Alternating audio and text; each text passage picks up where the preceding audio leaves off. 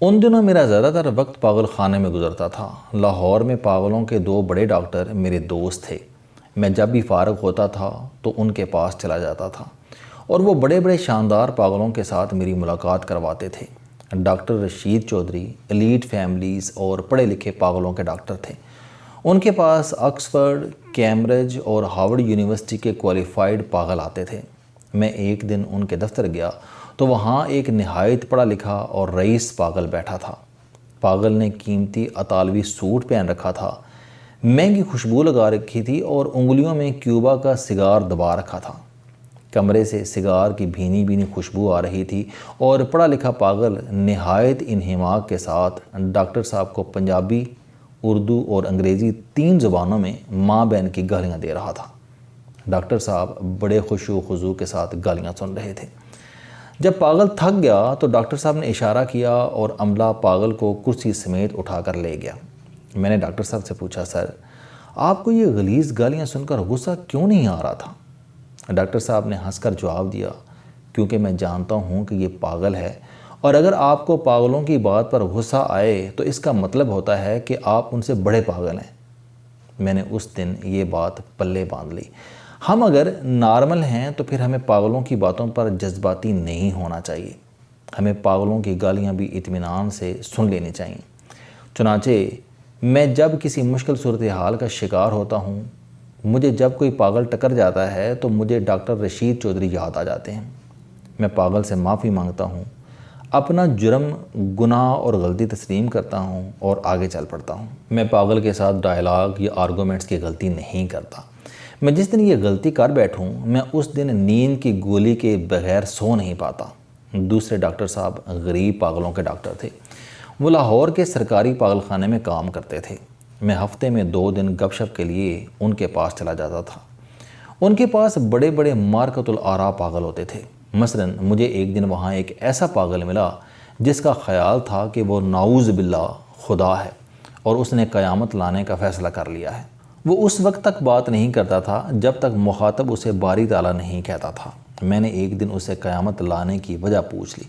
اس نے غصے سے میری طرف دیکھا اور چلا کر بولا، وہ دنیا جس میں آلو 4 روپے کلو ہو جائیں، کیا اسے تباہ نہیں ہو جانا چاہیے؟ میں نے فوراً اس بات میں سر ہلا دیا۔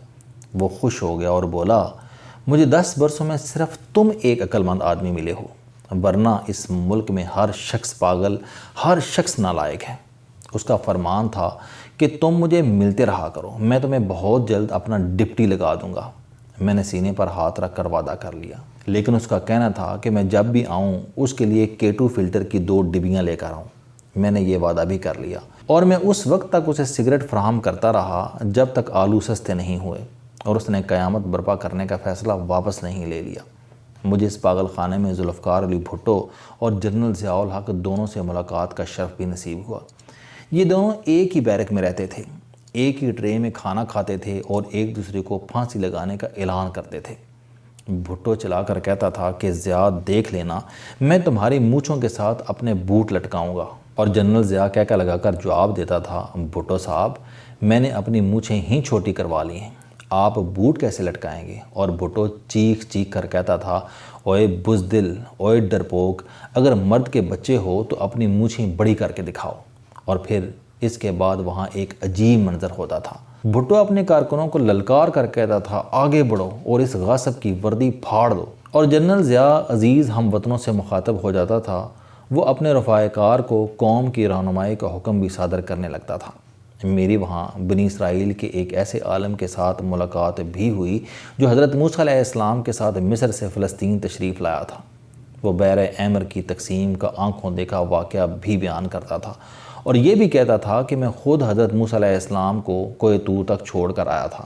وہ دعویٰ کرتا تھا کہ تابوت سکینہ اس کے پاس تھا، لیکن پھر لاہور کے چند بدبخت کشمیریوں نے تابوت چوری کر لیا۔ وہ کہتا تھا کہ آپ میرے ساتھ شاہ عالمی چلو، میں تمہیں بتاؤں گا کہ ان لوگوں نے تابوت سکینہ کہاں چھپا رکھا ہے۔ وہ یہ ساری کہانی بڑے یقین اور تفصیل کے ساتھ بیان کرتا تھا۔ وہ اس دوران ہیبرو زبان کے بے شمار فقرے بھی بولتا تھا۔ ہمیں بعض اوقات اس کی باتوں پر یقین آنے لگتا تھا، بس وہ ایک چیز سے پکڑا جاتا تھا۔ وہ ہمیشہ کہتا تھا کہ میں حضرت موسیٰ علیہ السلام کو نعوذ باللہ سائیکل پر بٹھا کر کوہ طور پہنچاتا تھا۔ اگر اس دوران بدقسمتی سے کسی کے منہ سے یہ نکل جاتا کہ جناب سائیکل تو اس وقت تھی ہی نہیں، اور بس اس کے بعد ہو وہ سائیکل کی ایسی زبردست تاریخ بیان کرتا تھا کہ اللہ دے اور بندہ لے۔ اس کا دعویٰ تھا کہ سائیکل ایجاد نہیں ہوئی تھی، یہ اللہ تعالیٰ نے نازل کی تھی۔ وہ سائیکل کے نزول کا ایسا روح پرور واقعہ بیان کرتا تھا کہ توبہ توبہ۔ میری وہاں بے شمار شاندار علماء کرام سے ملاقات بھی ہوئی، میں وہاں امام غزالی سے بھی ملا، میری وہاں ابن رشد سے بھی ملاقات ہوئی، اور بو علی سینا تو وہاں وافر تعداد میں موجود تھے۔ میں وہاں ایک ایسے حاذق طبیب سے بھی ملا جس کا دعویٰ تھا کہ وہ چیونٹیوں کے ذریعے گردے کی پتھری نکال سکتا ہے۔ میں نے پوچھا کیسے؟ وہ بولا کہ گردے کی پتھری میٹھی ہوتی ہے، آپ مریض کو آدھی چھٹانک زندہ چیونٹیاں کھلا دیں، یہ چیونٹیاں گردے میں پہنچ کر پتھری توڑ دیں گی۔ اس کا دعویٰ تھا کہ یہ علاج کیونکہ مفت ہے، چنانچہ یہودی فارماسیوٹیکل کمپنیوں نے حکومت کے ساتھ مل کر اسے پاگل خانے میں بند کروا دیا ہے۔ یہ جس دن باہر آ گیا یہ پوری میڈیکل سائنس بدل کر رکھ دے گا۔ مجھے وہاں بے شمار سیاستدان بھی ملے، وہ سب قوم کی نبض کو بھی سمجھتے تھے اور ان کے پاس ہر ملکی مسئلے کا حل بھی تھا۔ مثلاً ایک لیڈر کا دعویٰ تھا کہ وہ 1 مہینے میں بے روزگاری کا مسئلہ جڑ سے ختم کر دے گا۔ میں نے پوچھا کیسے؟ وہ بولا کہ حکومت 18 سال سے اوپر ملک کی ساری آبادی بھرتی کر لے، بے روزگاری ختم ہو جائے گی۔ میں نے پوچھا لیکن تنخواہوں کے لیے پیسے کہاں سے آئیں گے؟ اس نے اس کا ایک ایسا شاندار حل بتایا کہ میں فرش پر لیٹ گیا۔ اس کا کہنا تھا کہ آپ سعودی عرب کو اپنے گلیشیئر بیچ دیں، سعودی عرب ٹھنڈا ہو جائے گا، عمرے کا سیزن بڑا ہو جائے گا، آپ ان سے عمرے کی رائلٹی لیں اور لوگوں کو تنخواہ دیتے رہیں۔ وہاں موجود ایک سائنسدان کے پاس لوڈ شیڈنگ کا حل بھی موجود تھا۔ اس کا کہنا تھا کہ حکومت 10 کروڑ چھوٹی چھوٹی ٹربائن بنائے، اس کے آگے آوارہ کتے جوت دے، یہ کتے روزانہ 10 کروڑ یونٹ بجلی پیدا کر دیں گے، یوں بجلی کا مسئلہ حل ہو جائے گا۔ میں نے پوچھا لیکن جناب کتوں کے لیے خوراک کہاں سے آئے گی؟ مسکرا کر بولا جو کتا بجلی پیدا کرنے کے عمل کے دوران مر جائے وہ کاٹ کر دوسرے کتوں کو کھلا دیا جائے۔ میں 2 سال لاہور کے ان پاگل خانوں میں جاتا رہا، وہ میری زندگی کے دلچسپ ترین سال تھے۔ میں نے ان 2 سالوں میں سیکھا کہ دنیا کے ہر پاگل میں 6 خوبیاں ہوتی ہیں۔